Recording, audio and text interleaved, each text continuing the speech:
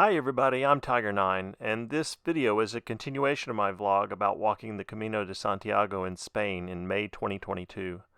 This video covers day 2, the longest day of our journey, which starts in Oporreño and ends in Arcade.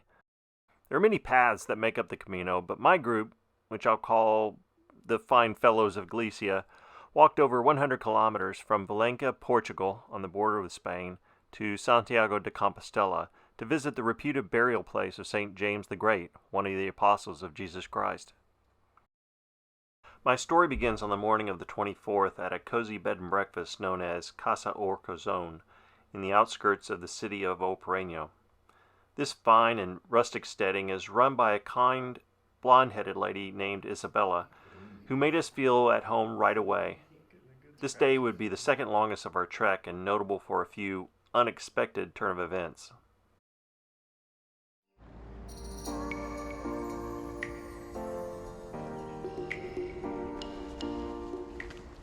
This young fellow is Uncle Bailey.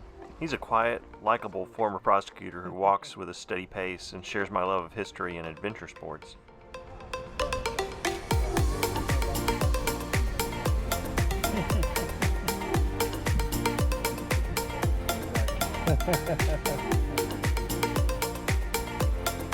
This is more like it.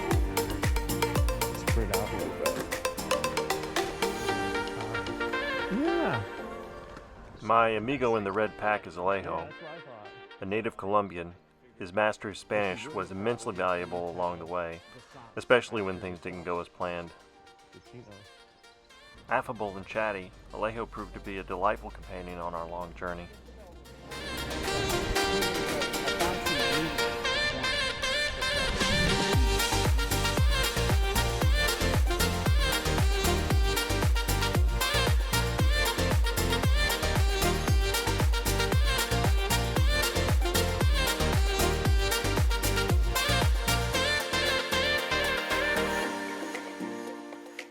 Notice the white scallop shell hanging from our packs? Originally it was used by returning pilgrims as a badge of honor and proof of having visited the city of St. James. The shell was also a handy utensil for medieval pilgrims who could use it as a dish to eat their food or as a cup to drink water.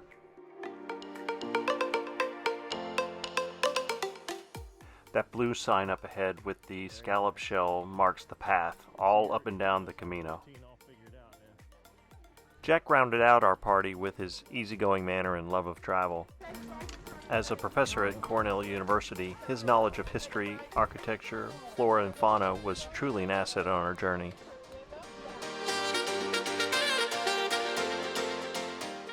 I recall that the bread and calamari was hot and delicious at Churrascaria Chole in Redondela, but they frown on pilgrims removing their boots in the restaurant. The descent from Redondela to Arcade was a scenic hike through the Galician countryside.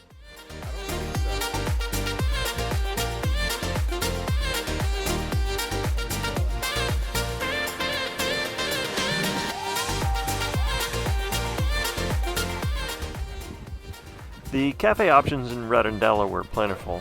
Along with our coffee, we enjoyed some cakes called Santiago de Tarta, decorated with the Cross of St. James.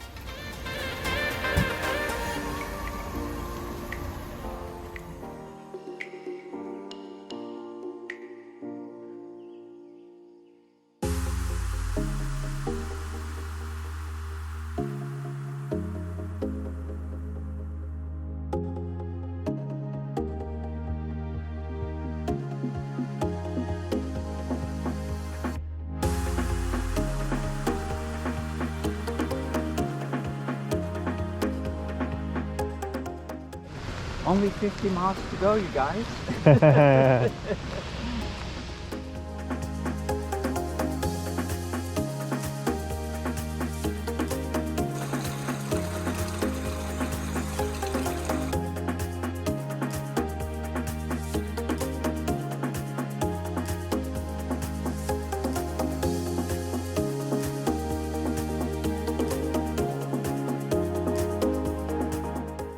We entered Arcade via the Ponte Sampaio bridge that crosses the Verdugo River between the parishes of Ponte Sampaio and Arcade. So the French were defeated here in June 1809 during a battle which involved intense gunfire on both banks of the river. We pause at this monument to honor the heroes of the battle.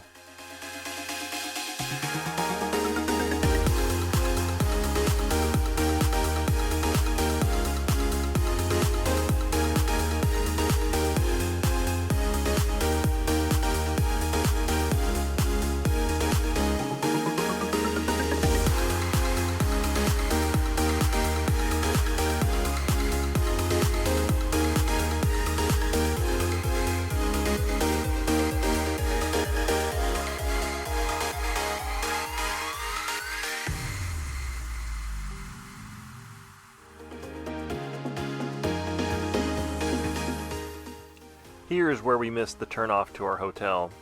As you can see, all signs pointed us further down the Camino path, but we should have turned left. Thanks to Google Maps and Jack's persistent alarm raising, we finally realized our mistake and turned around.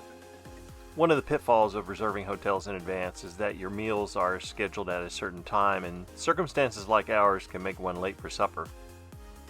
Thankfully, Hotel San Luis graciously served us a hot meal despite our delay.